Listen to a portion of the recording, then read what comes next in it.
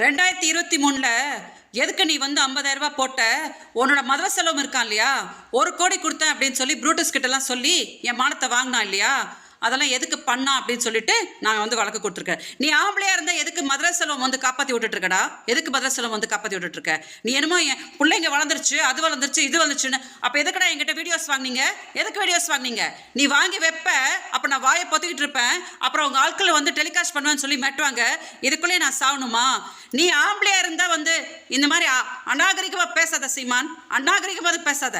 2008லேருந்து வெறும் 6 மாதம் தான் வந்து பழகினா. அப்போ எதுக்கு வந்து 2011 வந்து நான் கம்ப்ளைண்ட் கொடுப்பேன்? 2011 நீங்களாம் கொடுத்த டார்ச்சருக்கு தான் நான் வந்து போட்ட துணியோட வந்து கம்ப்ளைண்ட் கொடுத்த கமிஷனர் ஆஃபீஸில். இந்த அசிங்கமாக பேசுகிற வேலையெல்லாம் வச்சுக்காதானே. நீ பேசுறனா உன்னை விட கேவலமாக பேசுறதுக்கு எனக்கு தெரியும். சும்மா ட்ராமா போடாத, ட்ராமா போடாத. நேற்று வரைக்கும் நீ என்ன சொல்லிட்டு இருந்த? விஜயலட்சுமினா யாருன்னே தெரியாத அவங்க திமுக கூட்டிட்டு வந்தாங்கன்னு தானே சொன்னேன். நேற்று தானே சொல்கிறேன், ஆமாம் நான் 50,000 ரூபாய் கொடுத்தா அப்படின்னு சொல்லிட்டு. எதுக்கு மதுரை செல்வம் எங்கிட்ட வீடியோஸ் வாங்கிட்டு இருந்தான்?